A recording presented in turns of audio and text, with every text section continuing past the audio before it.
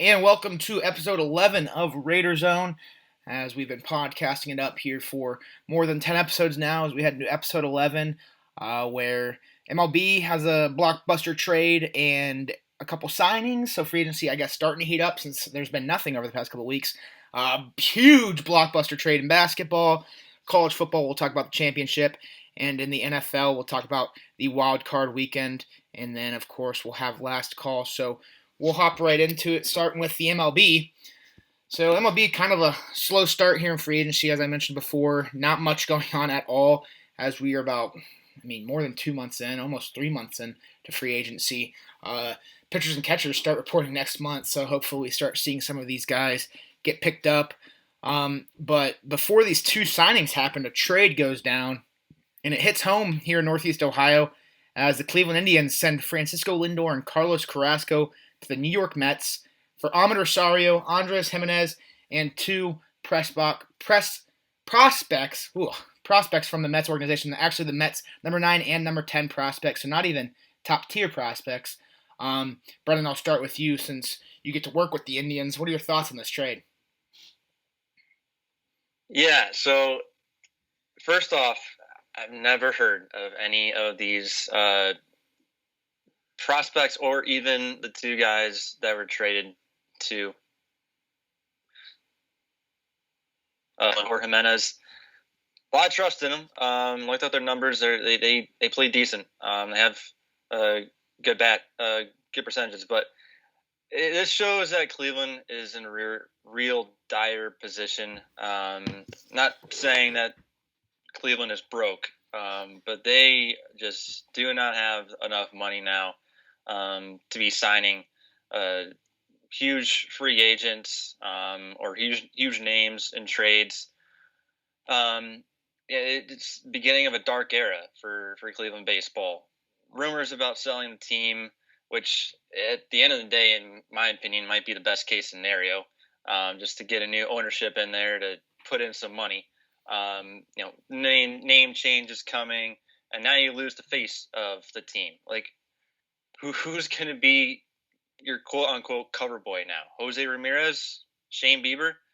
Like, those two guys aren't going to sell tickets. Those aren't going to sell out games. Not going to win you a pennant of any kind. So it's disappointing for Cleveland baseball fans everywhere. It's, now the window is completely shut.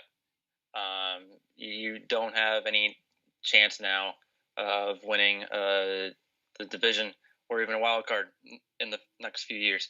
As for the Mets, a reasonable question to be asked is what version of Carlos Carrasco and Lindor are they getting? Both in 2019 and 2020. Specifically, Lindor, the numbers dropped. He just did not have the production that he had in 2016 and 2017. Same with Carrasco. So if Carrasco and Lindor can get back to their vintage selves, then you can look at the Mets roster and say that, yeah, they'll compete with Atlanta in that NL East. They'll give the Braves a run for their money. Definitely have a good chance to be a wild card team this coming year. And the NL East just went from one of the a real sucky division in the past few years to really now one of the best in baseball, with even Miami contending now in that NL East. Yeah, so touching on what you said, Brendan, you said new ownership might be the best case scenario. Mets, new ownership, and they're shipping the money out, and you see it right here in this trade. And another point I wanted to touch on what you said is, the NL East, the Phillies even projected to finish 5th. I would say their roster is above average when it comes to comparing it to a lot of these MLB teams. The Marlins, same way, and now you got a dogfight with the Mets, Braves, and the Nationals. They added a big bat as well, and they added Josh Bell that we talked about a couple weeks ago. So the NL East really adding a lot of power to their lineups and rotations via trade, and it's going to be a fun division to watch. Jacob, your thoughts on the Lindor-Carrasco trade? My heart just hurts here, and it's not just because of Lindor. I'd say it's more because of Carrasco, because we were all expecting Lindor to be traded. I think that was just inevitable. But to get rid of Carlos Carrasco, too, that's just a double whammy right there. It's really bad for the Tribe. And this is kind of why baseball annoys me in a way at times, just because Cleveland's a small market, so you knew that it had to happen. And Frankie's going to get paid in New York.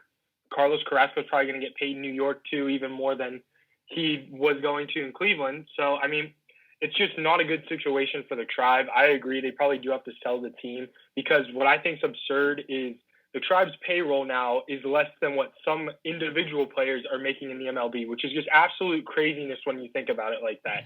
So, yeah, the Tribe's window is definitely done. The Mets, I mean, this definitely helps them out a lot, but they are in that tough NL East. So you really got to see how these guys gel together. I agree with Brendan. What version of Lindor and what version of Carrasco are you going to get? If you're going to get the good versions of them, then you're going to be really good and you're going to be really set for a playoff run.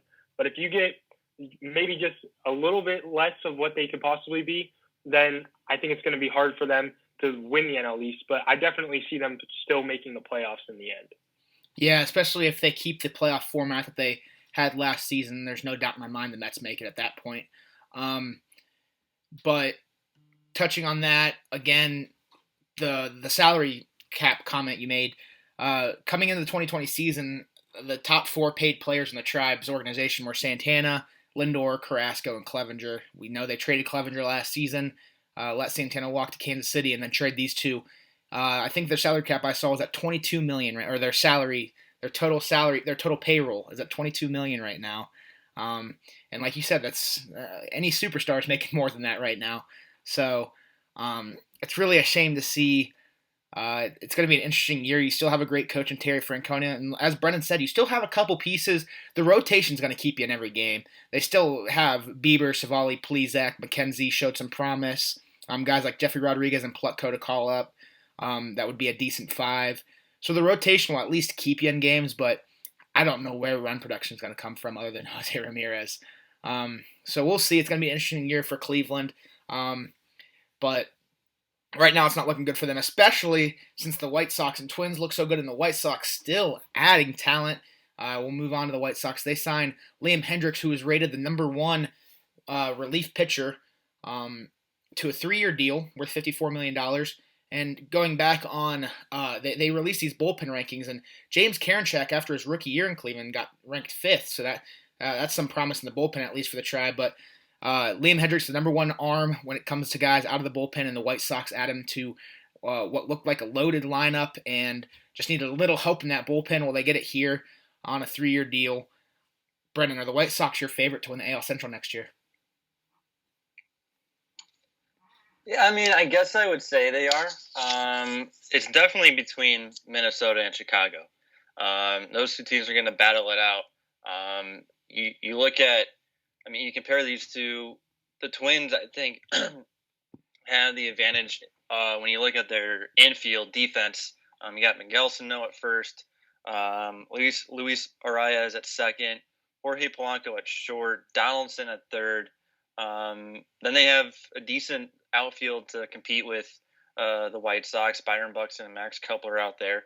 The White Sox aren't that far behind either, though. I mean, you got Grandal as their catcher, Jose Abreu at first, Tim Anderson at short.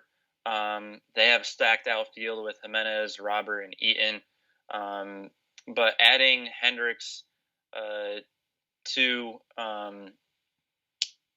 the White Sox rotation really helps them, because now you got Giolito, Dallas Keuchel, and Lance Lynn, plus Hendricks to that rotation. So that, I think, gives the White Sox the edge over Minnesota. You look at the Twins rotation, and they've definitely given up.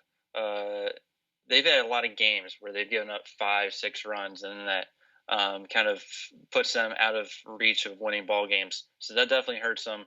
They win a lot of ball games just from run production. So I think if the White Sox can have that edge in the rotation game, they definitely have a good chance of winning that Central, and they did even last year as well. They did win the division. So yeah, I would definitely say the White Sox are the favorites right now. And man, talk about a glow up for the White Sox franchise. Yeah, and 2 guys you forgot to mention, Moncada and Mazzara too. Mazzara gets to move to the DH position. I'd assume with the addition of Eaton in the outfield, because Eaton's probably the better glove, so you move Mazzara's back to the DH spot. but there was no question mark for the White Sox and Twins lineups. That question mark was after your third starter, your 4 and 5 are atrocious, and your bullpen, Minnesota had the advantage with Trevor May. Well, Trevor May walks. Trevor May's gone. So now I think adding Hendricks to that back end of that bullpen gives the White Sox advantage bullpen too. So right now I'm looking advantage White Sox as far as rotation of bullpen, and they're not close behind when it comes to lineup. They have 9 guys that can put the ball to the ballpark just like the Twins. Jacob, your thoughts on the addition of Liam Hendricks? Are the White Sox your favorite? See, I'm still going Twins, and it's just because of the experience and the lineup personally. I get what everybody's saying here about the pitching, and I think it's definitely going to make a difference for the White Sox. I just think the White Sox are still pretty young, and they got to figure some things out there, especially with Tony La Russa coming in too. You got to really just figure out what works there. So I think that for sure the White Sox are the team of the future for the next 3 to 5 years. But right now, I would just say because the Twins have the experience in the playoffs, they have the experience of being at the top of the Central, and I know that their pitching did get affected by free agency, but really their lineup hasn't been that affected. So I just think it's the experience and the lineup for me that has me going Twins, but the White Sox are still really close behind. And I'm really excited to see how the Central plays out between these two teams. Yeah, and I would agree with that as well. I'm going White Sox for my favorite, but it could go either way. I think it's really close. So we'll go back to the NL East now.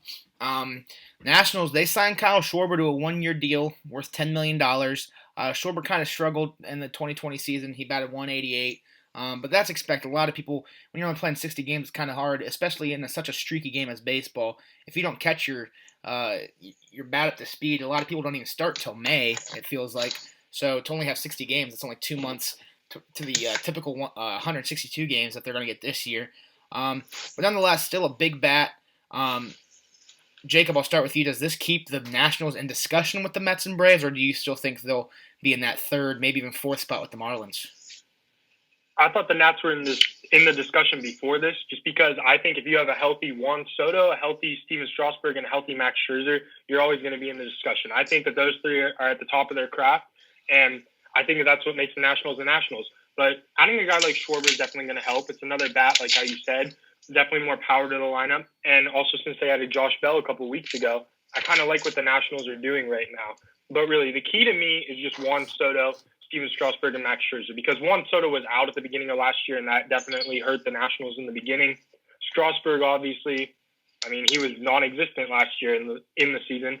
So I just think that if those guys are all healthy, that's definitely what's going to keep them in the discussion. But Schwarber for sure, and even a guy like Josh Bell definitely helps them out a lot to stay in the discussion with those two teams. For sure. Brendan, your thoughts on the addition of Kyle Schwarber? Yeah, so I'm a little skeptical, more skeptical than most. I mean, I take a look at Washington, and I don't want to compare them to the Royals of 14 and 15, where you have like maybe 1 or 2 good years, and then you kind of fall off. I just think they don't have enough. Yeah, you have Josh Bell, only heavy hitter from the infield. Juan Soto is really the only heavy hitter in the outfield. I don't see Kyle Schwarber making a huge difference. He doesn't scare me like others in the outfield and some other teams in that NL East. Yeah, you got Max Scherzer and Steven Strasburg, but can they stay in their prime? Is the question. That NL East is stacked. I know it. Atlanta right now is the favorite, but I got the Mets. Well, what are we going to see from the Marlins this upcoming year? Was last year a fluke, or can they put together a whole 162 game season and compete for a wild card in that division? I don't know. I think it was kind of a fluke 2019 with the Nationals, and I don't see them as a huge contender this upcoming year. Yeah, looking at their lineup, you talked about maybe one more big piece. Trey Turner's shortstop, that's predicted to be the leadoff hitter. Schwarber in left, Soto in right, Bell at first. That's their top 4. Starlin Castro at second, Robles in center, and Young Gomes as catcher, and Carter Kieboom, the young guy, at third. So, like I said, it thins out after that 4 spot.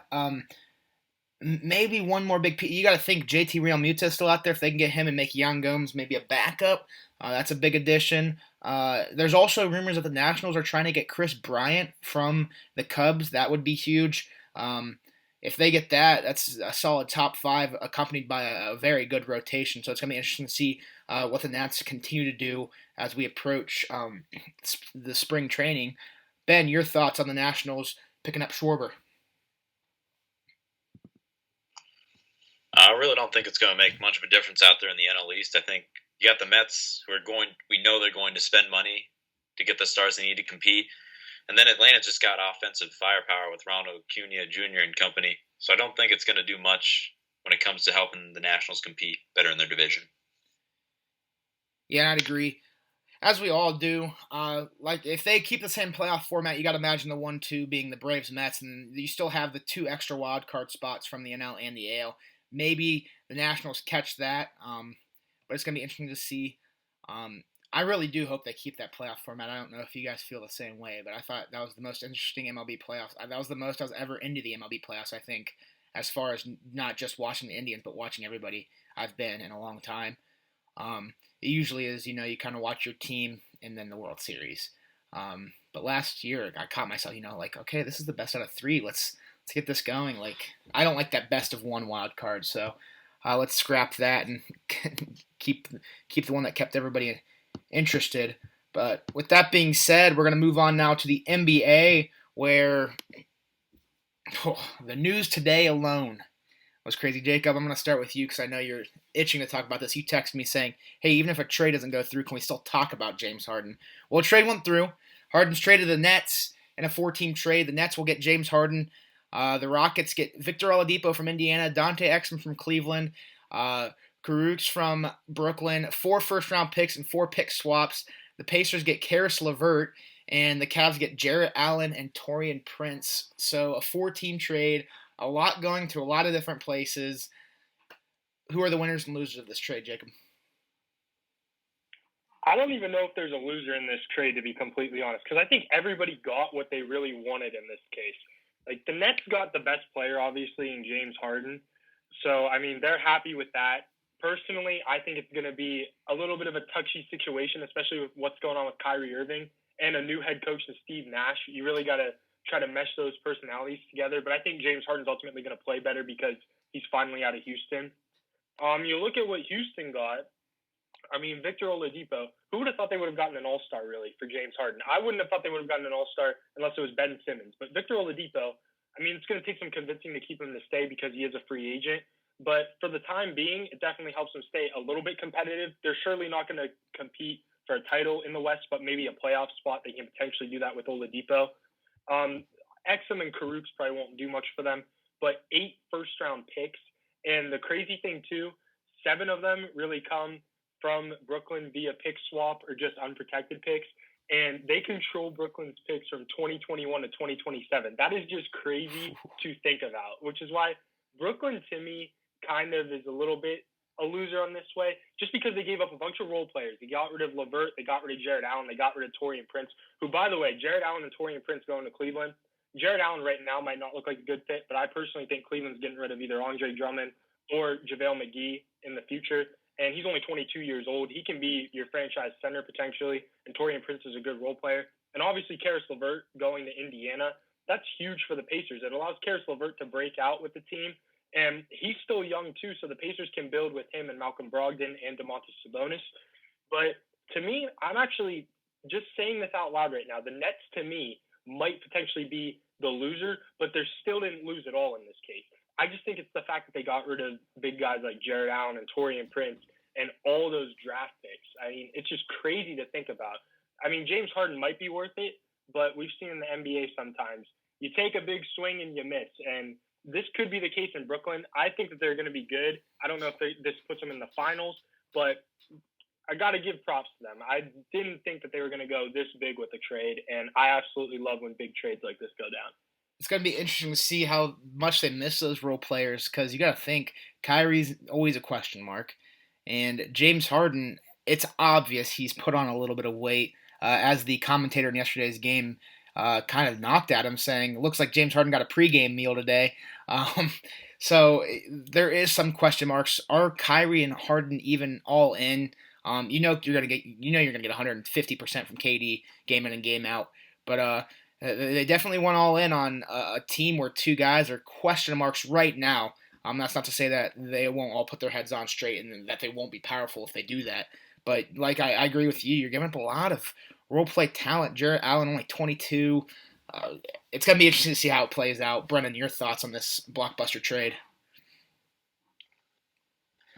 Yeah, definitely. I mean, Brooklyn's definitely going all in this year. Definitely trying to compete with Milwaukee in the East, and I think that they will. I definitely think that they're the winners of this trade. It's going to take a while to get those three, Durant, Irving, Harden, to mesh together. I mean, it looked like Kyrie and Durant were forming a huge bond on the court already. The first couple of weeks, they looked unstoppable. But taking a look at these other teams, specifically Cleveland for us, adding Jarrett Allen, who is 6'11". Now you got a 6'10" Drummond, a 7-foot Don Maker. I think, is that how you say his name? JaVale McGee is 6 foot. A 7 foot. So I don't know where they're going with this huge big man lineup that are going to surround Garland and Sexton and Porter the whole game. You're obviously not going to put all of them out on the court at once, but I've never heard of a team having that many guys over 6'10" at least. Like, usually you have one or two and that's it. So really interesting to see what their plan is with that. They definitely luck out with Jarrett Allen. He's a good talent. Yogi Ferrell is good, adding him. So they definitely luck out, but it's a weird lineup that I don't see where they're going with it. And Houston, lucking out, adding Victor Oladipo to that lineup, putting John Wall and Oladipo together.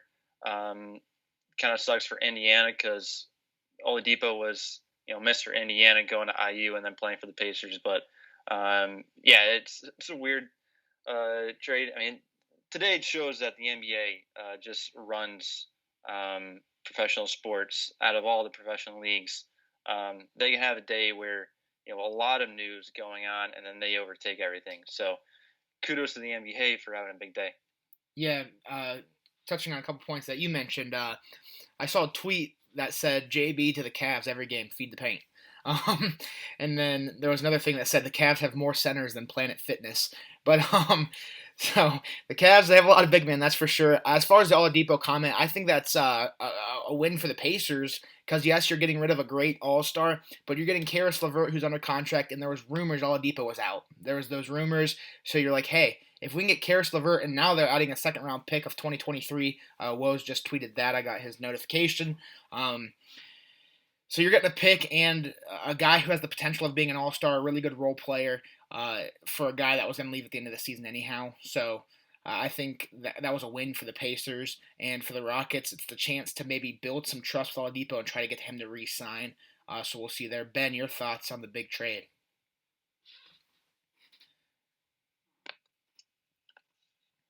Yeah, honestly, I don't really know who loses. Indiana kind of loses here because Victor Oladipo. Yeah, I butchered that. Vic's an all-star. He's kind of a homegrown guy since he did go to school in IU, not far from Indy and Bloomington. And I think he's better than Karis LeVert, but Karis LeVert's still nice, so it's not really a complete loss. Brooklyn gets James Harden, so they open their title window for sure. It's wide open right now. But they also got rid of a bunch of picks, so they don't have draft capital to try and restock for the next couple years, which is going to hurt them. The Cavs unloaded Exum, but they got Jarrett Allen, who's going to give size and length, and Taurean Prince is a nice role player as well. So the Cavs really didn't lose at all. But I feel like for Brooklyn and Indiana, they both lost a little, but kind of gained a little, and it kind of just evens out.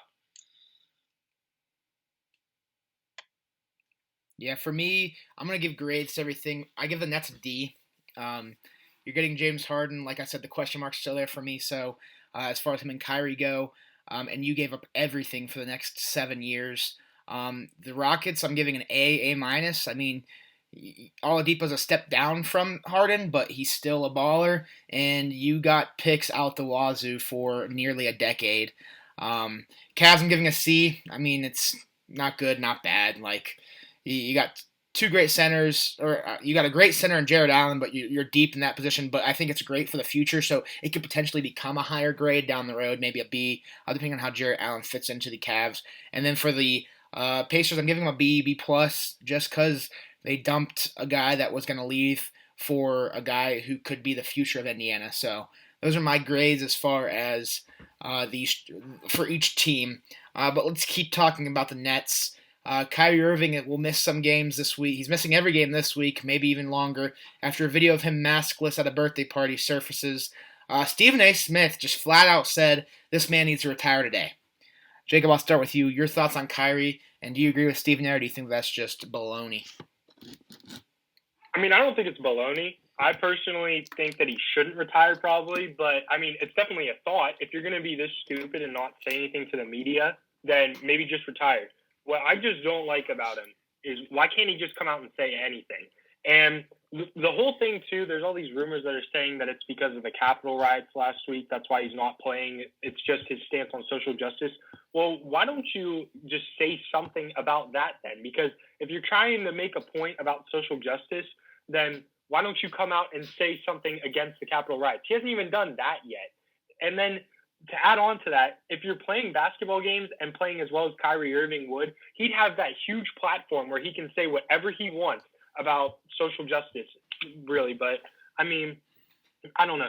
I just really have a problem with him not coming out and saying what it is. Because I think it's social justice, but it could very well be something in his family, which if it's something in his family, then I feel terrible for even saying anything like this. But it's just the fact that he's childish in that sense. Why can't you just tell the media what's going on with you? Heck, he can't even tell his coach Steve Nash what's going on with him.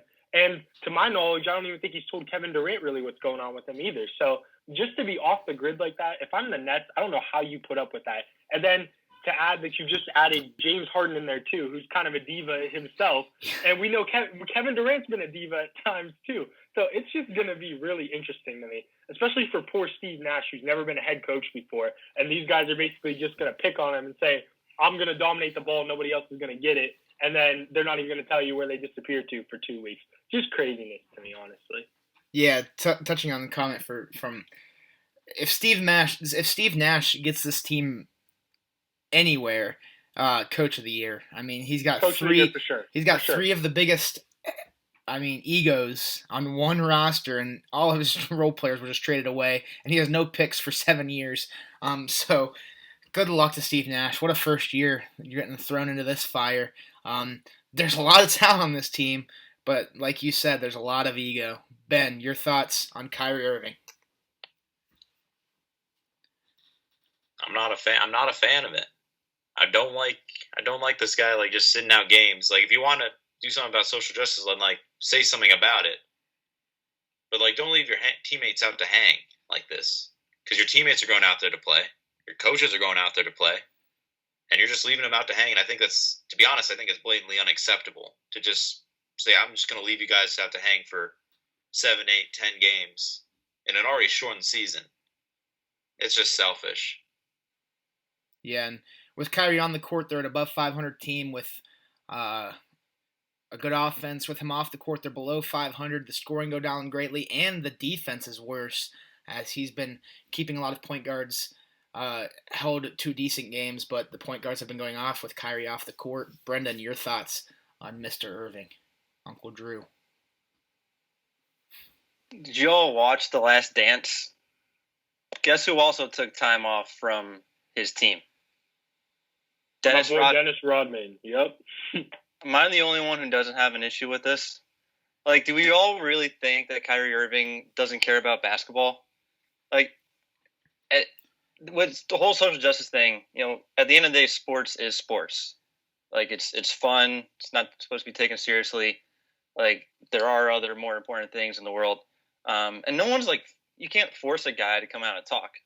Like, he might have talked to his team, Steve Nash, Kevin Durant, behind closed doors.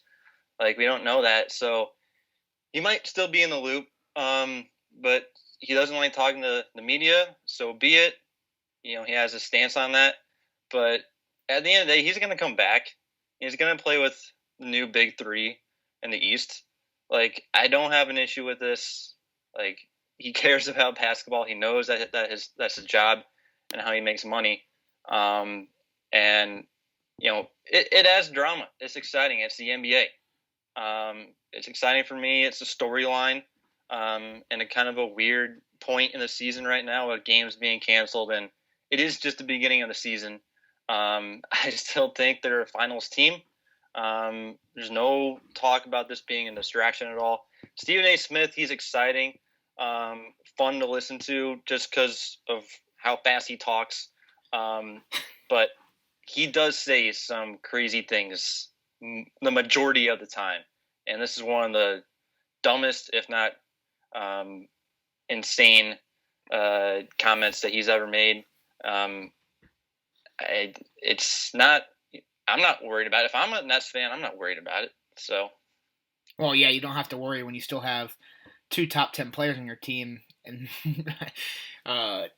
anyways, I'm not too upset about it either. I'd be more upset if I was the Nets if this is round 1 of the playoffs and this is going down. But you're 11, 12 games into the season. You did just add James Harden. I wouldn't be too worried about it. Now, if this carries on for a month, maybe longer, then you start getting a little upset. I agree with you, Brendan, though. If it's just a week, you don't know what's going on behind closed doors. He could be in a group chat with Nash and all of them and tell them, hey, I'm just stepping aside for a couple of days. I mean, I've called off work, so why can't he? So that's it for the NBA, though. We're not going to really talk about much games. We just wanted to hit that big news, obviously the big trade. But we'll go to NCAA football. This will be a very short topic as the season comes to an end in blowout fashion. Alabama rolls over Ohio State on their way to a 52-24 win for the national championship. They're 6th under Nick Saban, as Nick Saban has 7 career, passing Bear Bryant for the most as a coach all-time in the AP poll era, which was established in 1936. Devontae Smith has himself a game in one half, 12 receptions for 215 yards and 3 touchdowns again in one half as some apparent finger injury on the first hit he took in the second half sidelined him, but Alabama didn't even need him in the second half as they were able to close out the game. Brendan, I'll start with you. Did anyone stand a chance against Bama this season? And how would you match them up? Would you say they could beat them, or how would you compare them to the 2019 LSU Tigers? No, I don't think that there was anyone who was going to compete. Maybe if we had seen Clemson play them and a full healthy Clemson team, then maybe that they would have had a chance. I think Trevor Lawrence would have been able to throw against that defense. But even then, you saw Clemson's defense against Ohio State, and that defense was going to go up against Alabama's offense. That is the most electrifying offense I've ever seen in college football in a long time. The fact that Najee Harris had was Devontae Smith had a hat trick. Yep, Harris had 2. Devontae Smith, yeah, Najee Harris had 2. Mac Jones threw for 6. The routes that Devontae Smith ran against that secondary Monday night, it's just unbelievable. Knocking down guys, leaving them out in the dust. It's so hard. You can't defend him. That's why he was the Heisman. That's why he's going to succeed in the NFL, be a Pro Bowler, All-Pro. No one was going to compete against Alabama this year. And again, that's why I think college football needs a major shakeup. Because right now it's Alabama and then everyone else. It's the national championship every year is, other than last year, is the Alabama Invitational. But speaking of last year against LSU, you really think Nick Saban's going to lose to a guy like Ed Orgeron, who couldn't get his team together this year? No, Alabama would have beat LSU, and you put Mac Jones up against Joe Burrow.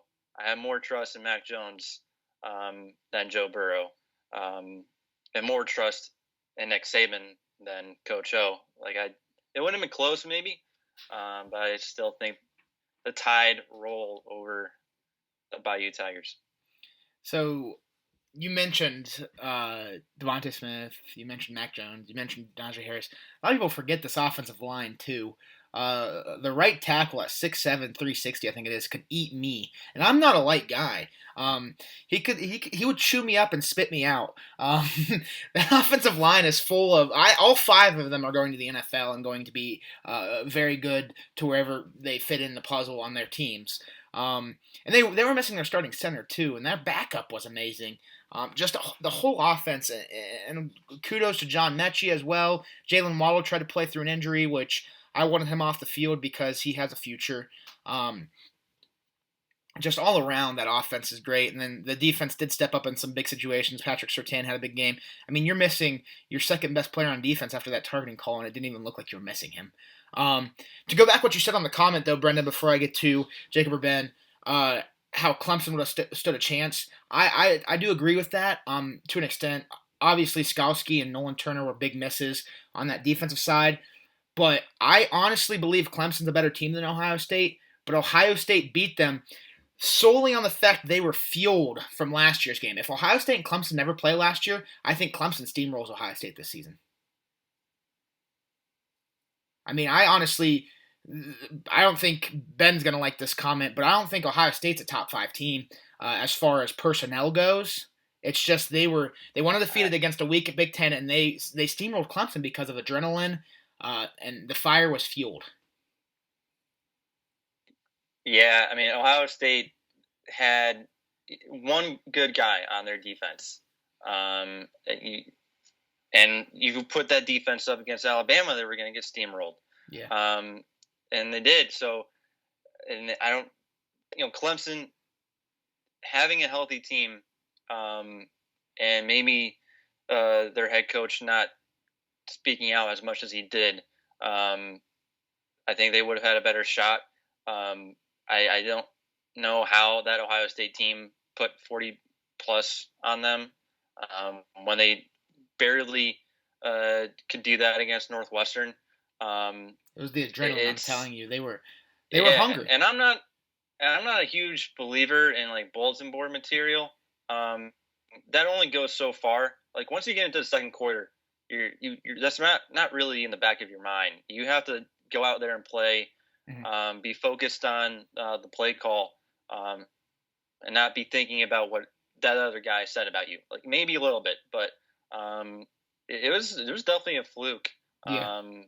Because you take a look at what Ohio State did to Clemson, and what Alabama did to Notre Dame. Notre Dame put up a better fight than Clemson did to Ohio State. And then what Ohio State didn't do to Alabama. Like, you look at those point differentials. I tweeted out the other day, like, Notre Dame had a better point differential than Ohio State did against Alabama. So by far, actually, when you look at it, Alabama's been held under 45 total points twice this season. Once was Missouri 38, and once was Notre Dame 31. So Notre Dame actually, as far as our defense goes, had the best game against Alabama. But I like to put it in perspective of out of 10 chances, because any given Saturday, a different team can win. But if Ohio State plays Bama 10 times, they probably win once, maybe. If they play Clemson 10 times, I'm giving them 2, maybe 3 times. If they play Notre Dame, I'm saying 4, maybe they split. If they play Oklahoma, I'm saying 4, maybe they split. I think Ohio State's a great program, don't get me wrong. Great at recruiting. Ryan Day is a great coach. But this was definitely an off year as far as personnel goes. And they're going to reload. I mean, they got Jack Sawyer, the number 1 overall recruit. They're going to reload. But it just, something seemed off about the Buckeyes when they weren't playing that well against what was considered good Big Ten competition. But when you put them up, Northwestern and Indiana compared to teams that you're going to play in the playoffs, they don't stand a chance.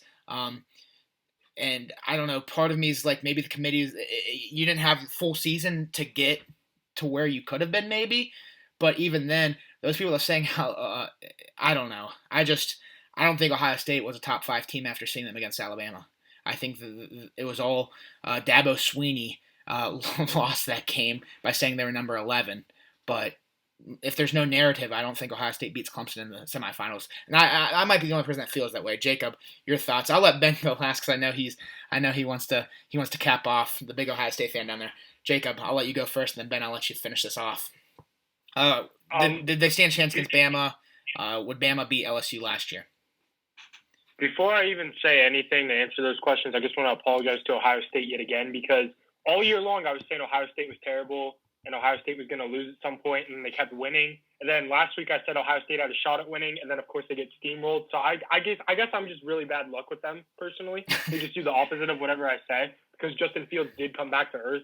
But I don't know. I don't think anybody really ever had a shot against Alabama, and it was for two reasons. One was because of what we were all saying when Alabama didn't make the playoff last year was, oh, Alabama's done. They're not going to reload, anything like that. There was a lot of people that were saying that. So that's fueling their fire right there. But second, it's because Devontae Smith is the greatest college football wide receiver I've ever seen. Because literally in that championship game, he's running these routes where he's running not even a yard upfield. He's just running to the side. Mac Jones does this little dump-off pass, and Devontae Smith takes it to the house. It's just craziness to me. That offense was just so explosive, and that's really the reason why nobody stood a chance against them. I really do think their defense was vulnerable at times. Definitely early on in the season, too. I believe there was a game against Ole Miss where they gave up close to 50 points. That was definitely a shootout. So their defense was very vulnerable. But with that offense, I don't think anybody ever had a chance of stopping it. Which is why, though, I think if they would play the 2019 LSU team, I personally would still take LSU. And that's just because I think LSU's offense with Joe Burrow, Clyde Edwards-Helaire, Justin Jefferson, Chase, I mean, those guys, that was a very explosive offense too. And I think on defense, LSU was more complete than this Alabama team was on defense, because you had guys like Patrick Queen and Grant Delpit in the secondary there for LSU. So I think LSU wouldn't necessarily stop Alabama, but they'd stop Alabama more than Alabama would be able to stop Joe Burrow and those guys. So I'd still take LSU in that sense. But this year, no. I mean, Ohio State, to me, personally, they were a top 4 team after they beat Clemson. I would agree with you about the top 5 thing, Will, if they hadn't beat Clemson. But it's just the fact that they beat Clemson, and I get it. It's the revenge thing. I think they deserve some credit for top 4 right there. But, yeah, nobody was beating Alabama this year, but LSU would totally beat Alabama if they played right now. Okay. Ben. Yeah, I don't think anyone was beating Bama this year. I mean, it's a 3-headed monster. Then you throw in their offensive line, and they got some dogs on defense too. It's a stacked team. I think LSU last year would be pretty close, but Alabama this year would probably win by a score or two over the 2019 LSU team. Yeah, I don't think anyone had a chance against Alabama either. That offense, they didn't have a game under 30 points. When you're scoring 30 points a game, they averaged 49 points a game. But when going into the game, you're not going to be held under 30. You know what your standard is as far as defense goes. Hold them to 24. Hold them to 28. So it's not even that you have to ask your defense to be perfect. You just say, hey, we're going to score over 30. If you can hold these guys in the 20s, we'll either beat them or curb stomp them. And that's what happened this past weekend, was a good old beating, 52-24. Same score as Texas A&M. So Texas A&M, they can talk now. They can say, hey, Ohio State lost by the same score. Why weren't we in?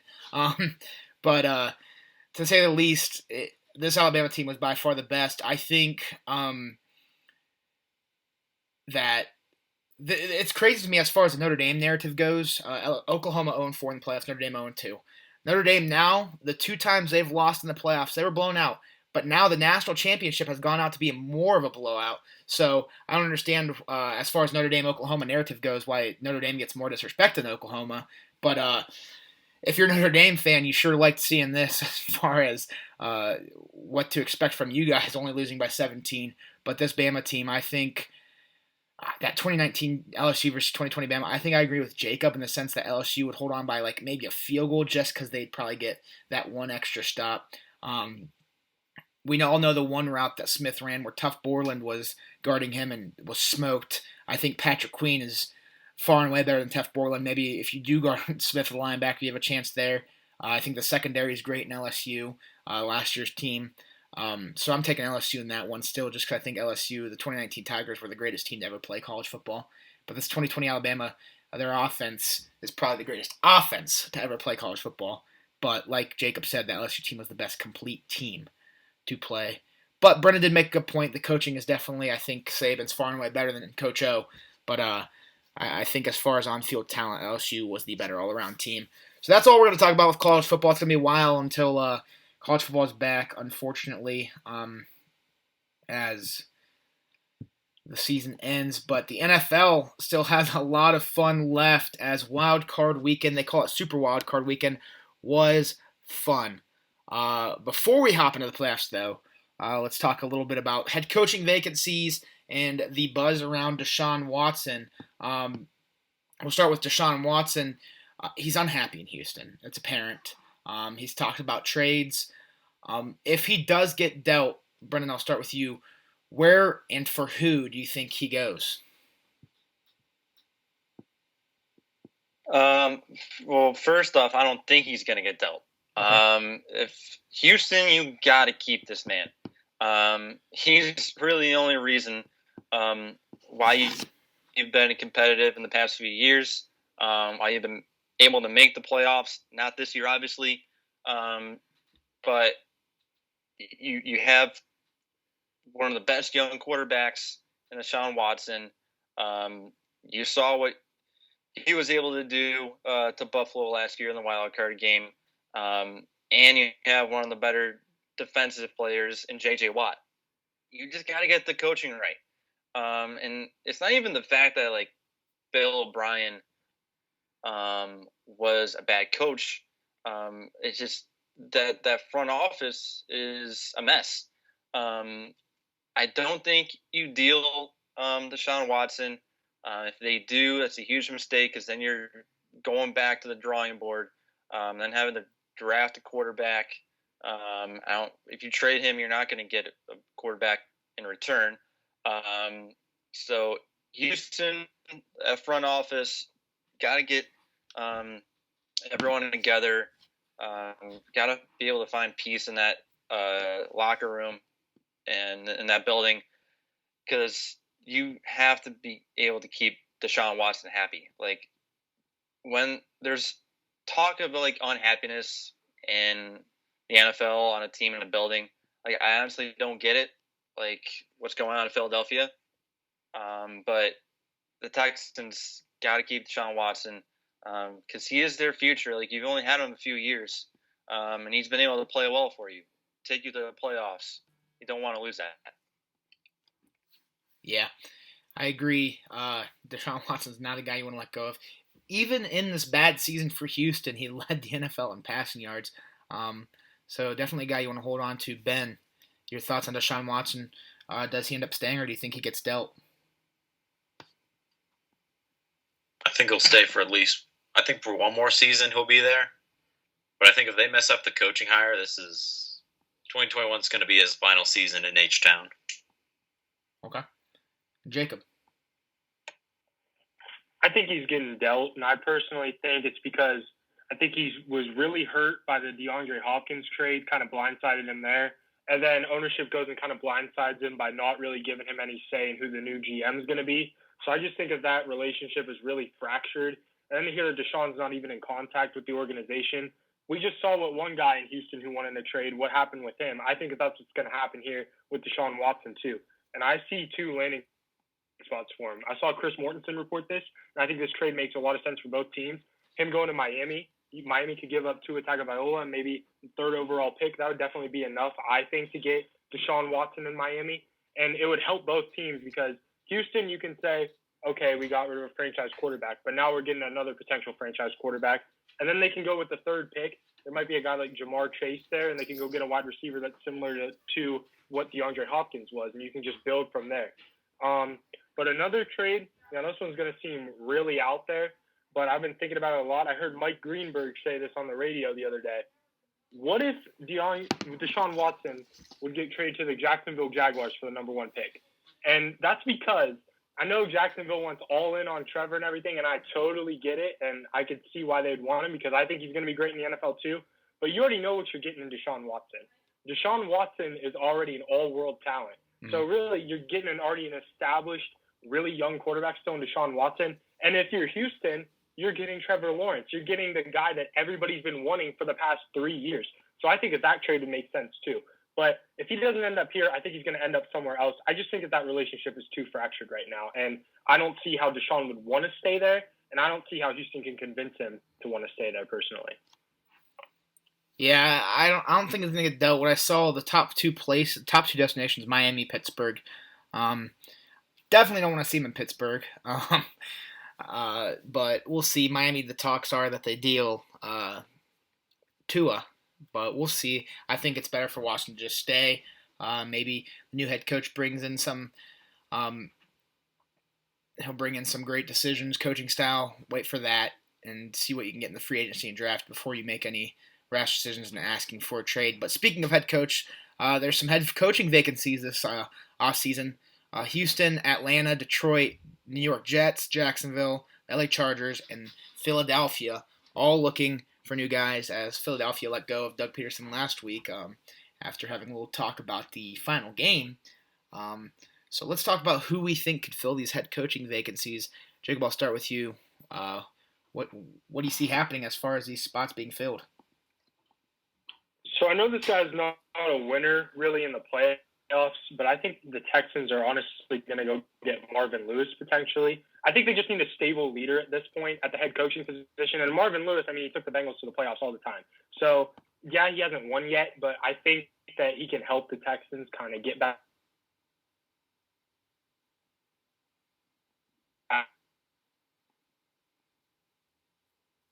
You cut out there for a second, bub.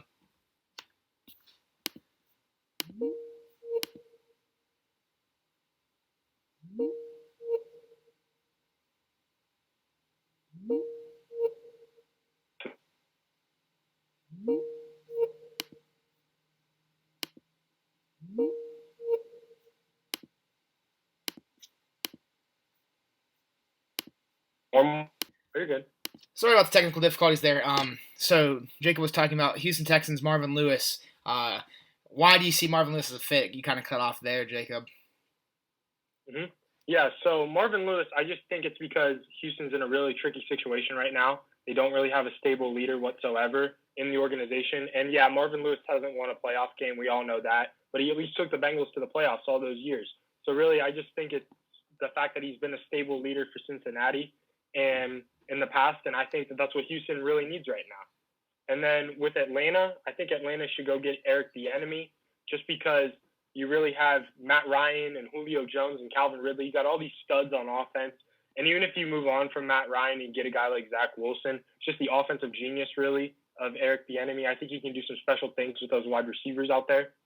With the Lions, I think they should go get Pat Fitzgerald just because of what he did at Northwestern. He really made them a prominent program within the Big Ten. So I think that he can – I don't know if he's necessarily going to take the Lions to the playoffs year in and year out, really make them that much better. But at the same time, I think that he's going to be a good leader that the Lions really need. The Jets, I think it's just because of the relationship between Joe Douglas and Doug Peterson. They're really good friends. I could see Doug Peterson going to the Jets. I personally wouldn't agree with it because I don't really know if Doug Peterson deserves a head coaching job at this point. But it's just that relationship there. I think there's a big trust between Douglas and Doug Peterson that Joe Douglas will probably go on hiring Doug Peterson. The Jaguars, I'm pretty sure it's almost a done deal now that Urban Meyer is going to be the head coach in Jacksonville. I don't know necessarily if he'll do good or if he'll do bad. I think he's just going to be an average head coach because you can't go out and recruit players like he did at Ohio State and Florida. So I really want to see how he adapts to the NFL in that sense. The Chargers, I really want to see the Chargers go out and get Joe Brady from the Carolina Panthers. We saw what he did with Joe Burrow over at LSU, made him the greatest college football quarterback of all time, arguably. And you got Justin Herbert over there in LA. I think that you can make some magic happen if you got Joe Brady really mentoring Justin Herbert out there. And then finally, the Eagles. I want to see them go and get Arthur Smith from the Tennessee Titans. He's another offensive mind. And who knows, maybe Carson Wentz is going to want to stay now. And maybe Arthur Smith can kind of change the narrative about Carson Wentz again. And if Carson Wentz doesn't stay, then you got Jalen Hurts there. And Arthur Smith has done a lot of good things with Ryan Tannehill. He could probably do something good there with the quarterbacks that Philly has. So these could be totally wrong, but these are personally the guys that I just want to see get these jobs. Brendan, your thoughts? Yes, Jacob and I agree on a couple of these. Houston, I'm going to go with Eric Bieniemy, OC from the Chiefs. Someone's got to get in there and really coach up Deshaun Watson to take him to the next step. The offense that he ran runs with Kansas City. I think the Texans need a little something like that, a little more firepower. The Falcons, I'm going to go with Todd Bowles, defensive coordinator from Tampa Bay. They need a little help on defense. After blowing all those leads this season, their defense is one of the worst in the league. And Todd Bowles does a nice job with Tampa Bay's defense. I think he can bring that to Atlanta. Detroit Lions, Jake and I agree. Pat Fitzgerald, Detroit, Chicago, it's right there. It would make sense. I think he's just made to coach in the NFL as well. He has an NFL persona about him. And I don't know if he would be able to connect with Matt Stafford very well, but he has an offense that I think Stafford would succeed with. New York Jets, this is a toss-up. Brian Daboll from Buffalo did a nice job bringing Josh Allen up to speed to be the MVP candidate. Can he do that with Sam Darnold? Because at some point, someone has to coach up Sam Darnold and really bring him to his potential. Because Sam Darnold is about to be a bust in the NFL, and it's not for any reason of his own. Jacksonville, agree with Jacob, Urban Meyer. I don't know if that's a great decision for him in his career, because I think he doesn't really have anything else to prove. Why would you want to go coach an NFL team? He's a college guy. But it's sounding more and more like he's going to take that job. Chargers, thought about this, and Jason Garrett, offensive coordinator for the Giants right now. You got a young quarterback there with Justin Herbert.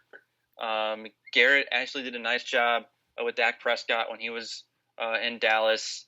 Can he do that with Justin Herbert? Because Herbert's, obviously Rookie of the Year candidate. He just needs that solid coach around him. And Jason Garrett is not an awful coach.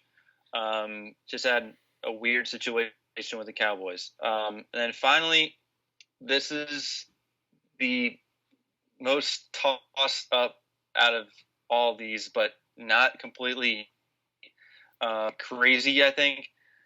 You got Jalen Hurts there, future of the Eagles franchise. Jacob knows where I'm going with this. Lincoln Riley from Oklahoma. Bring those two back together. Lincoln Riley, he's done phenomenal in Oklahoma. He has an NFL kind of mindset. Why not? So I think the Eagles could do no harm by hiring Lincoln Riley. Brendan, I thought that the Cowboys personally were going to fire Mike McCarthy and Lincoln Riley was going to go in there, and I almost put him in there with the Jets, so I can totally see him making the jump to the NFL too. Love it. Ben, your head coaching changes. All right. Well, for the Texans, I see him going with Bieniemy, which from what I can tell would appease Deshaun Watson, which would help keep him there in town, which they want. That is if the McNairs care about actually winning, which has yet to be seen. Let's see, Detroit. Robert Saleh is a guy I've seen connected there because he's a Michigan guy, and he's obviously had some success in the NFL with the 49ers. So I think that might be where they go. The Jets, Doug Peterson. That seems to be the safe choice here. Safe prediction here, I should say, based on his existing relationships. The Chargers, I think they should go after Brian Daboll. He's done a lot to help with the emergence of Josh Allen up in Buffalo. So I think, that's a team that's loaded and ready to go. They just need the right coach. You've got your franchise quarterback in Justin Herbert. And they've got some guys on both sides of the ball. They really just – Chargers are a team that just comes down to coaching, honestly. The Eagles, I'm agree with Brendan there. I'll take Lincoln Riley to come and make the jump from college to the pros. Obviously, there is an existing relationship between him and Hurts, so the continuity between them would help. And the Eagles feel like a team also where they just need better coaching, and obviously pick up some pieces here or there, but they're not far from being competitive again. And then finally, the Falcons. Of the Jaguars, that Urban Meyer. That's pretty much a done deal. And then the Falcons, Jason Garrett or like Marv Lewis. Not bad coaches, but not elite. And there's still something there in Atlanta, a little bit. For me, I think Houston goes coaching experience. I say they go with Jim Caldwell, who they've interviewed twice now. Former Lions coach. Took the Lions to the playoffs. I know Watson really wants Bieniemy, but I think he'll be okay with the pickup of Jim Caldwell.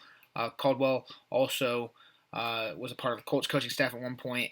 He's shown success, and I think that's the guy they go out and get, has a little bit of experience there.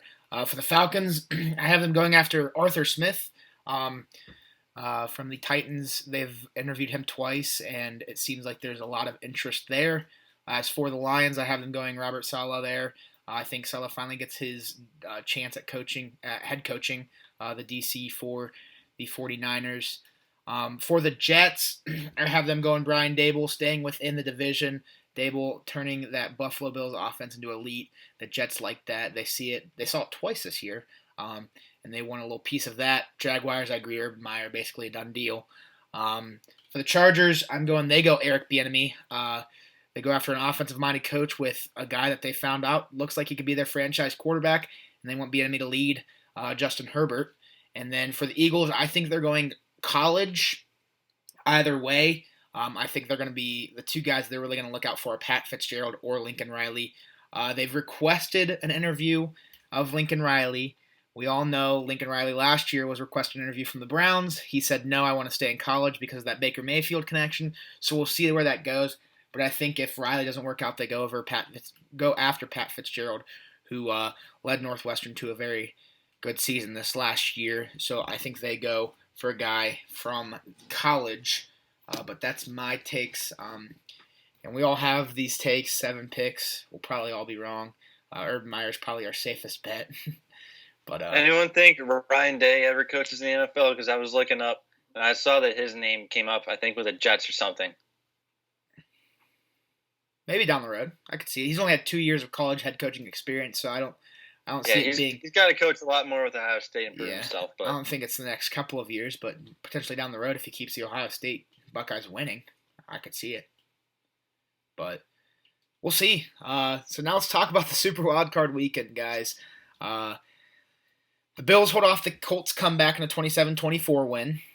Rams take down rival Seattle Seahawks on the road 30-20. Buccaneers take down the football team 31-23. Taylor Heineke didn't look terrible. Ravens dance on the Titans logo in a 20-13 victory. The Saints have 3 slime parties in a 21-9 victory over the Chicago Bears. And the Cleveland Browns win their first playoff game since 1994 on the road over rival Pittsburgh Steelers 48-37, scoring 28 in the first quarter. Brendan, I'll start with you. What did you think of these games over the Wild Card Weekend? Yeah, well, they don't call it Super Wild Card Weekend for nothing. I mean, this is one of the better Wild Card Weekends that the NFL has ever had. The only letdown, I think, was New Orleans, Chicago. But then that game had excitement because it was on Nickelodeon of all channels, and had some interesting. I actually enjoyed watching that. But between the Colts almost knocking off the Bills, which Buffalo's defense kind of disappointed me in that game, allowing old Grandpa Phillip Rivers in that game, that was very exciting. Yeah. Pete Carroll showed me that he is one of the most overrated coaches in the NFL, losing to the Rams. You know, Sean McVay kind of taking over leaping over Pete Carroll in the NFC there. Russell Wilson, I feel bad for him because Pete Carroll just did not help him with that offensive play calling. And then you got Taylor Heineke almost knocking off the GOAT. I mean, that was I was rooting for Heineke there, and he almost did it. So that was very entertaining. But again, Tampa Bay's defense disappointed me by allowing a guy who was at Old Dominion trying to get his master's in the fall to still be in that game. The Baltimore-Tennessee game, it's definitely a rivalry that you're going to be watching out for in the next few years. And they're not going to be able to match up in the playoffs every year, but that is definitely bad blood brewing between those two teams, and I absolutely love it. And then obviously our hometown team, the Browns, like how no one saw it coming. I still don't have words to describe that game. 28-0 in the first quarter. It goes to show that coaching matters so much in this league. And Kevin Stefanski, I was listening to ESPN Cleveland in the morning, and Tony Grossi compared Kevin Stefanski to Bill Belichick, which is a comparison that every coach wants to have, just by his demeanor and, in press conferences, and, just doesn't give long answers, doesn't give away too much information, very straightforward. And to be able to have a team prepared with only 1 week of practice, and you can't even be in the same room as them throughout the week, so impressive. Defense stepped up huge. Baker Mayfield silenced all the haters. And, big brother, little brother taking down big brother in the Steelers. Like, it's one of the, you're going to be, that's a game where you're like, where were you when you watched the Browns win their first playoff game since 1994? I think it was, I don't even remember. 94. It's that long ago. So that is a game to be remembered for, and the NFL had a huge weekend. Yeah. Ben, your thoughts on Wild Card Weekend? Yeah, I'm with Brendan. It was a great weekend of football. I mean, really every game was good except for, the Saints game. And I actually liked the Nickelodeon broadcast a lot more than I thought I would. I think it was nice. I don't know how I feel about young Sheldon explaining rules to me. I wasn't a real big fan of that, but I mean, I'm also 21 and not 10. Is when the defense jumps over the line of scrimmage before the ball is snapped. I loved it. But yeah, I mean, it was great. Baltimore and Tennessee had a nice battle out there. Maybe a little bit of stuff brewing between them, and we could see a little rivalry flare up over the next couple of years, which would be nice. Tyler Heineke played really good for Washington. I mean, that kid played his heart out. So he might have a future in the league there. But Tom got it done. Yeah, I feel bad for Russell Wilson, like Brendan said, because he's not getting much help out there. I mean, they should have easily won against the Rams. They started a backup quarterback, and Jared Goff didn't come in until Wolford got absolutely murdered on a hit. Yeah. There's no reason that Seattle should have lost this game. They should have easily won by a score or two, bare minimum. I feel bad for him. But how about old man Rivers? Almost got it there. Had a chance there, just couldn't quite get far enough down the field to get a field goal to send to OT or complete a Hail Mary. But this might be the last time we see him play, so that brings up a good question. Where do you guys think? Who do you think they get as a quarterback if he retires? Cam. Carson Wentz. Cam Newton. I agree with Ben. Carson, that would be a smart trade. It would be. It would be a good trade. Jacob, your thoughts on Wild Card Weekend? Okay, so the best part of the Nickelodeon broadcast had to definitely be when SpongeBob's coming up every time they kick a field goal or an extra point. I mean, come on. That dude's like one of the greatest cartoon characters of all time. Seeing his pretty face, that was awesome. He iced Will Lutz. Yeah, there you go. But that game, I mean, it wasn't much of a game, but what I took out of it for the Saints, I don't really have that much confidence in Drew Brees right now. I just think he's really hurt still. I just think he's playing hurt, and he's already old. So I don't know. I just don't have that much faith in Drew Brees at this moment. It's going to be a lot harder when you play Tampa Bay next week. That's all I'm going to say about that. But who knows? Maybe they can get it done.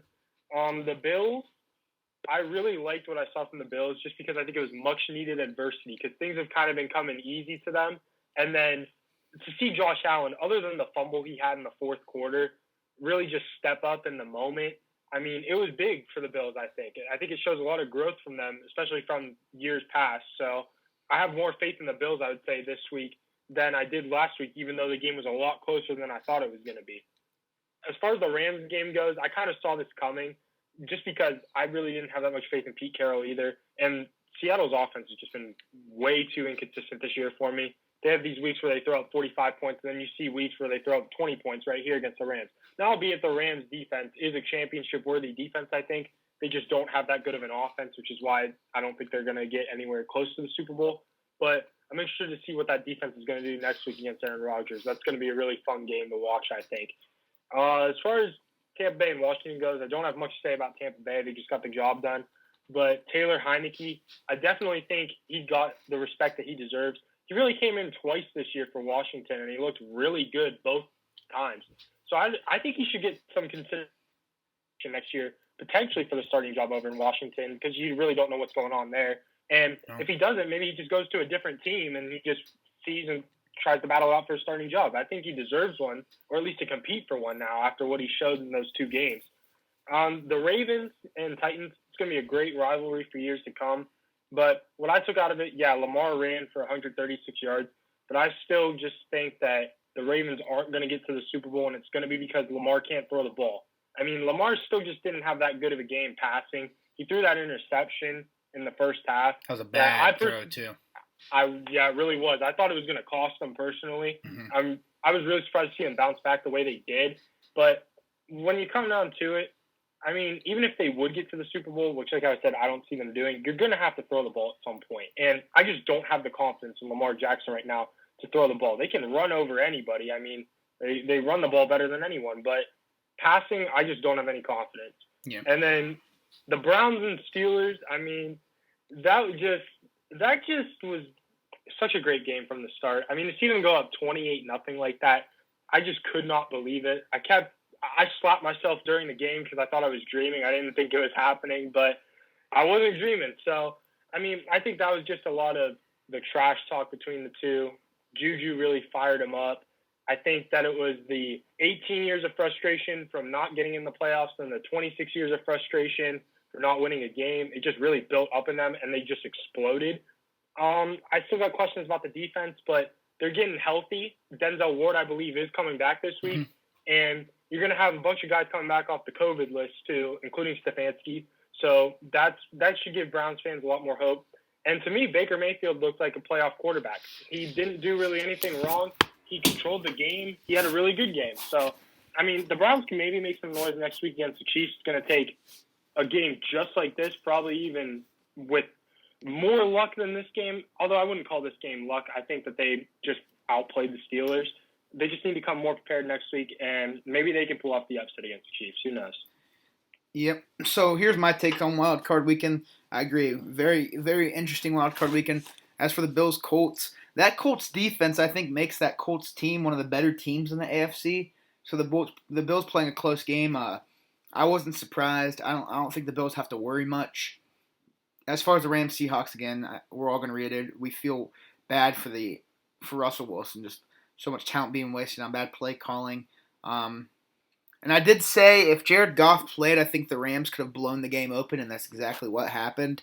As far as the Buccaneers go, I thought the football team had a chance, and they did. They played a really well game, but Tom Brady and that offense, we all knew that there was a lot of pieces, and they're finally starting to catch form, so they could be a dangerous team as the playoffs continue. Ravens-Titans, a fun rivalry. A lot of disrespect between the two teams, but that's expected when the Titans start by dancing on their logo last year. And the Ravens won that game because of bad play calling as well. Vrabel definitely should have ran the ball more. you can only contain Henry for so long. It's the same thing that happened when the Browns lost to the Jets, and everyone's like, "Well, you ran Chubb 10 times. You can only contain him for so long."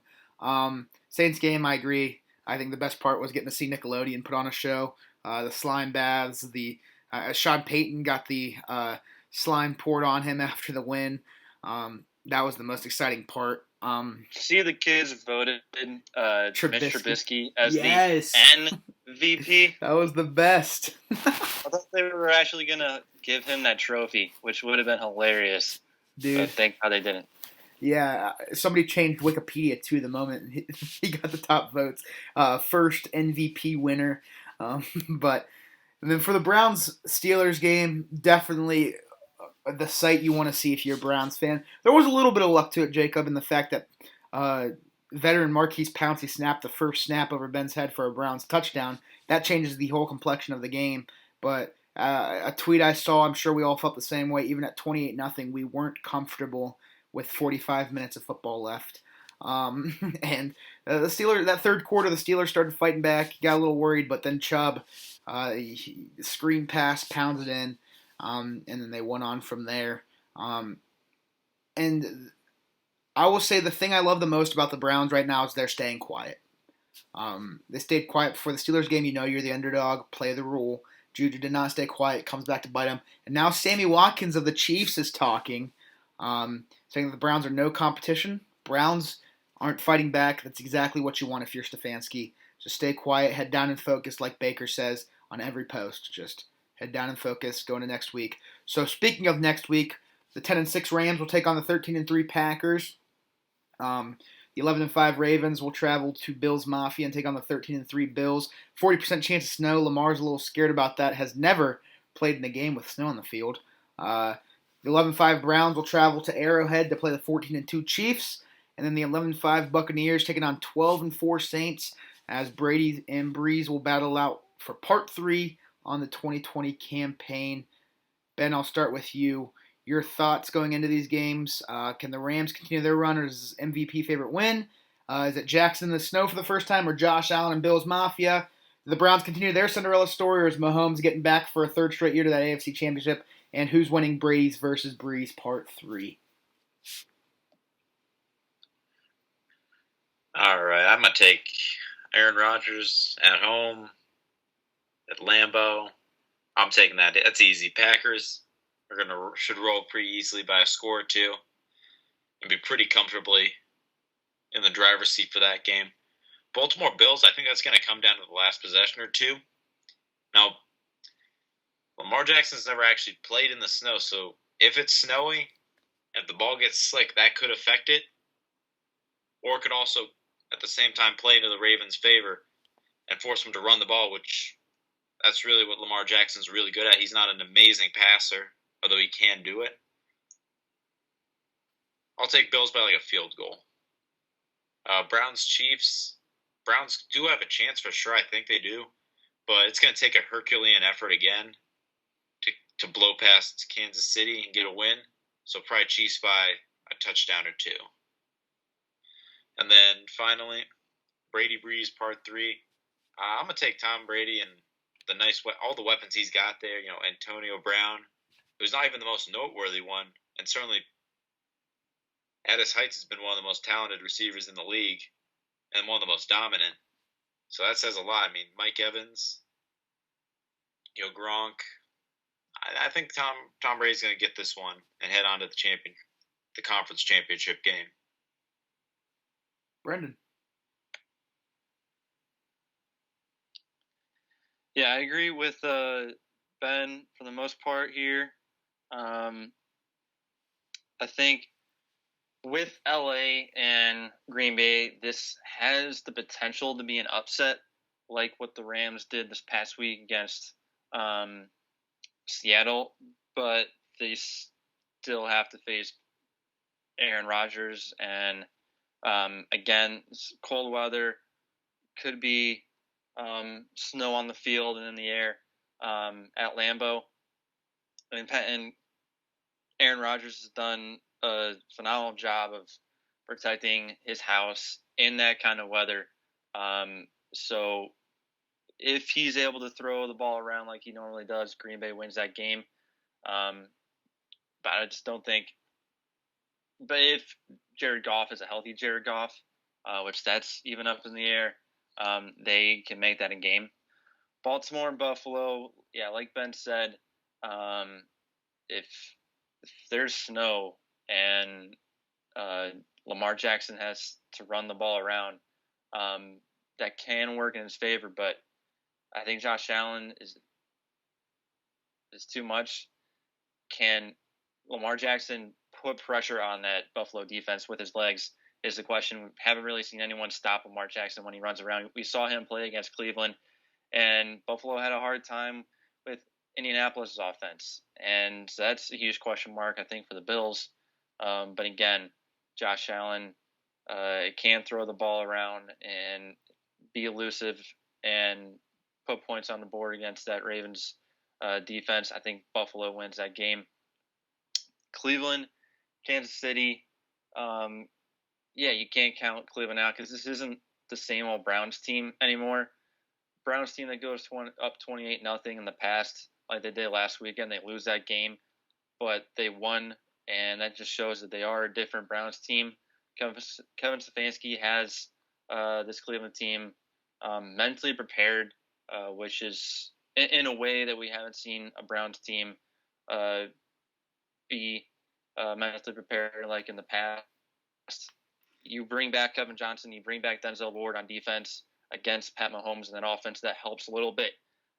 But we've seen Mahomes get down early in games and bring his team back. He's come back from a few deficits in the playoffs, particularly the Super Bowl last year, and then against Indianapolis in the AFC Championship. So it's a huge, like Ben said, Herculean task. I think if you're able to, on offense with Baker Mayfield, I think if you run the ball a lot and then catch Kansas City off guard with a deep ball to Landry or Peoples-Jones or Higgins, I think that's the recipe to stay in the ball game. But you definitely have to keep putting points up on the scoreboard and just hope that you can get a turnover. If the Browns can get a couple turnovers, then that gives them a chance. But I just don't see Mahomes having an error like that. So I'll take Kansas City. Tampa Bay and New Orleans. I'm tired of watching these two guys play.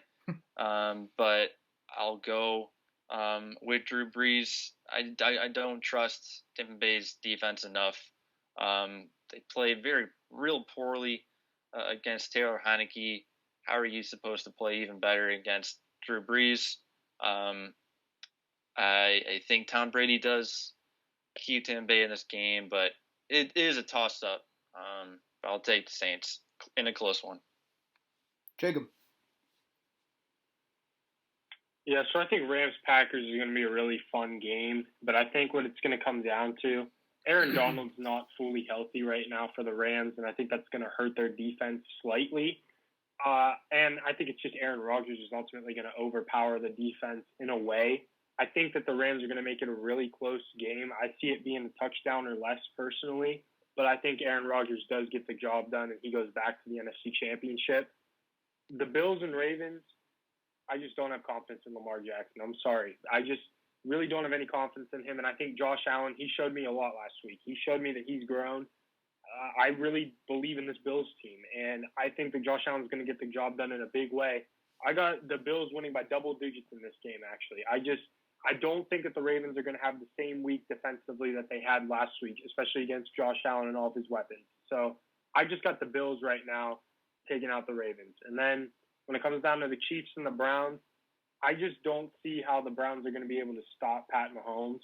I mean, I think they're going to play well. I think they really are. I saw that the spread, I believe, was about 11 points. I think that it could be a 7-point game personally. That's what I have it at.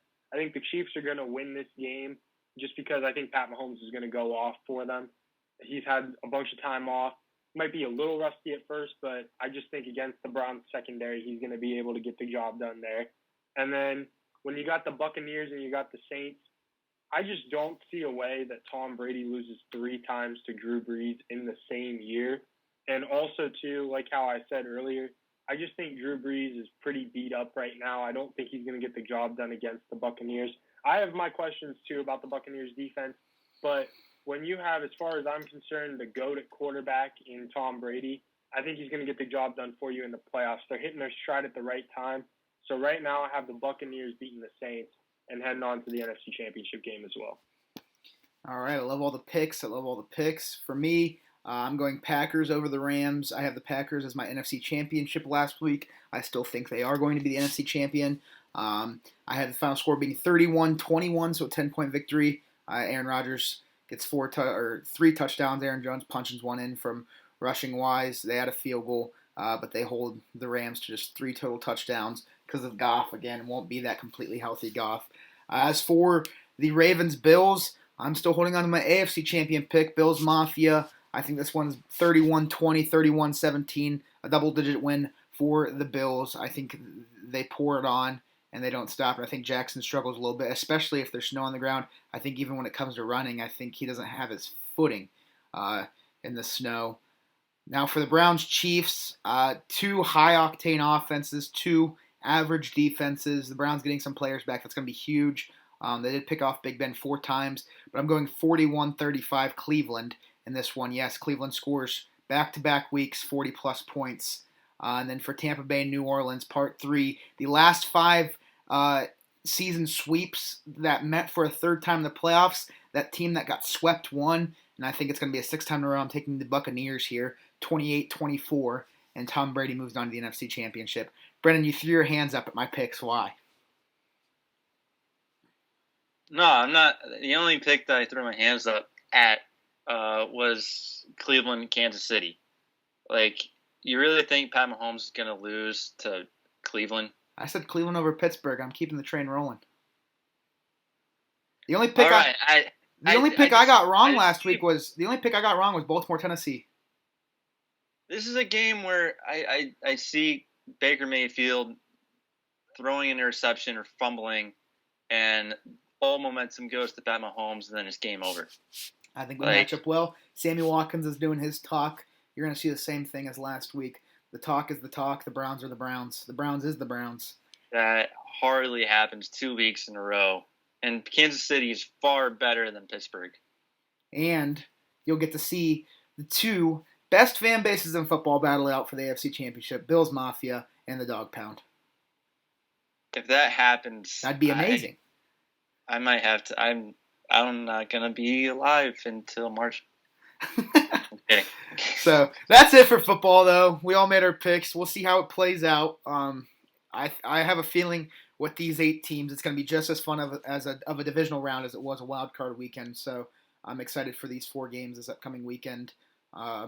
Super excited for Sunday, Browns, Chiefs. Interesting to see if the Browns can keep it going. And then obviously, who doesn't want to see Brady's Breeze Part 3? It was bound to happen, and I think we're all excited to see it again.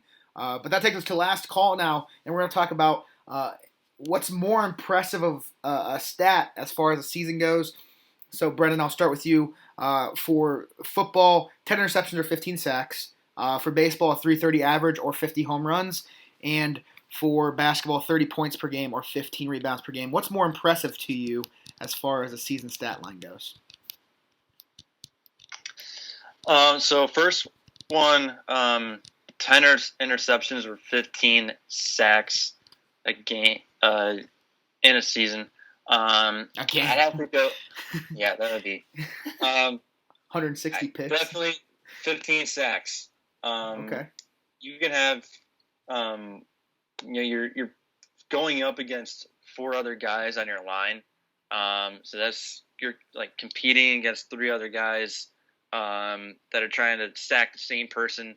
So to get 15 sacks this season, it's Myles Garrett. He's had a hard time even doing that, and he's the best in the league at what he does. Also with Aaron Donald, but 10 interceptions. We've had guys do that.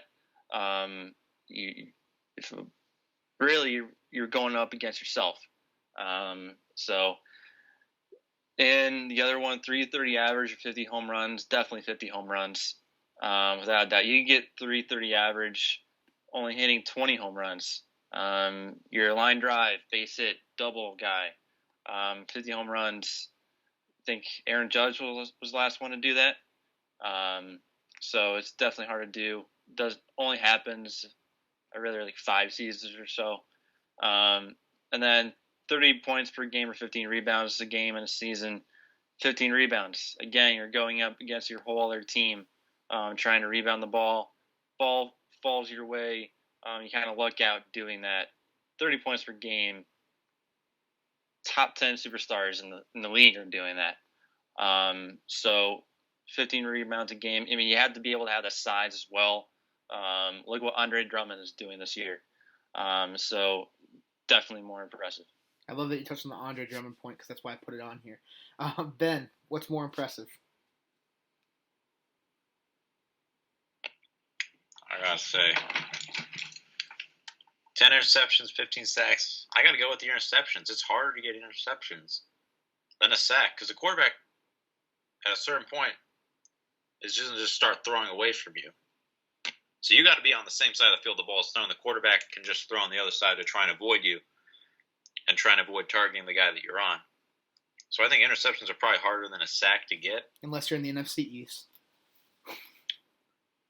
Well, you didn't specify that. So no, I'm just saying. Like I was just saying. Like I know. I didn't think about that at first. I'm like, well, if you get to play Carson Wentz and Andy Dalton and Dwayne Haskins for 6 of your games.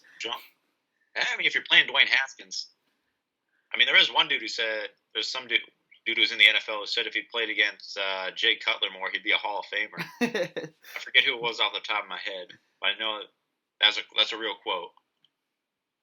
Let's see, 330 average or 50 home runs. I think 50 home runs, that's definitely harder to hit because it's hard to hit the ball just right, or the right amount of power that it leaves the field. And then 30 points per game or 15 rebounds. Rebounding's harder because rebounding takes heart and effort and just digging deep and being tougher. So if you can get 15 rebounds a game for a whole season, that's a lot more impressive than scoring. And Jacob. I mean, I agree with Ben as far as the interceptions or sacks goes. It's really hard to intercept the ball. I mean, we see a lot of corners and a lot of safeties too, like point-blank interceptions. They'll just drop it. So I think that 10 interceptions, that's just really impressive to do. You don't really see that much, I don't feel. So I'd go interceptions there. Not taking anything away from sacks, though, because I agree with Brendan too. Very hard to get a sack against those big offensive linemen. But interceptions, to me, I think it's just harder to get interceptions. The 330 average or the 50 home runs, it was really a toss-up for me on this one because I feel like it is hard to get a 330 average, but I feel like a lot of guys now are hitting 40 home runs a year, but nobody's really getting that 50 home runs. So I'm going to go 50 home runs there. But like I said, 330, that's really impressive too. You don't really see that many guys doing that. So both are really impressive stats. And as far as 30 points per game and 15 rebounds, I'm easily going 15 rebounds there. You see a lot of guys, well, not a lot of guys, but a decent number of guys usually have 1 or 2 each year getting 30-plus points per game. As far as the 15-plus rebounds go, really the only guy I can think about that's done in the past 5 years is Andre Drummond. I mean, it's just hard to do because you got all 5 guys are really bullying you down there. It's really bully ball. It just shows how tough you are down there. Because basketball is a tough sport in that sense because you don't got any pads down there at all like football does, and you're getting beat up, getting all those rebounds. It can take a toll on you. So to have 15 rebounds per game, especially in what would in a normal season be like an 82-game season, that's just really impressive to do. So I'd just go 15 rebounds in that sense. Yeah, so for the reason I did the football one, that's Xavier Howard and TJ Watt, the top 2 guys for Defense Player of the Year, 10 interceptions, 15 sacks. I'm taking the interceptions as well. Like you said, a lot of them are dropped. So to have 10 opportunities to get your hands on the ball and come through with it, I think that's pretty impressive. And Brendan, you make a great point. Sacks are hard. But I think you see guys, I mean, if Myles Garrett played 16 games, he's probably getting 15 sacks. Watt got 15 sacks. Donald gets up there. You see more guys getting to that 15-sack plateau than the 10 interception mark. I think before this year, in the last decade, the most interceptions I've seen a guy get was like maybe 7, maybe 8. So to get that double digit, I think is really impressive. For baseball, I'm going to go with 15 home runs as well, just because DJ LeMahieu's that 330 guy. You'll see other guys pop up over there. A lot of the Astros were doing it a couple years ago. I don't know why they stopped. And then for 50 home runs in a season, you don't see that very often. So you guys, all your mics are off and you're laughing. Man, I wish you guys' mics were on because it would have sounded funnier. But I'm glad you guys are all laughing behind the muted mics. But I'm taking 50 home runs there because, like you guys said, you don't see it as often. And then for the 15 rebounds and 30 points per game, I'm taking the 15 rebounds just because, like Jacob said, a great point. You're taking all those hits, and it can take a toll. I mean, I play in the YMCA, and I'm like, man, these guys knocking me over. Like, imagine being in the NBA with guys you're getting a paycheck to do it. So I'm taking the 15 rebounds per game. But yeah, Houston just fell off. So that's it. Sunshine. Mike Clevenger joining the podcast. No, I wish. That's it for episode 11, though. Thank you again for listening. If you do, for Jacob Utah, Brendan Devaney, Ben Johnson Bowers, I'm Wilbur Yenza, and we'll be back next week with more sports here on RaiderZone.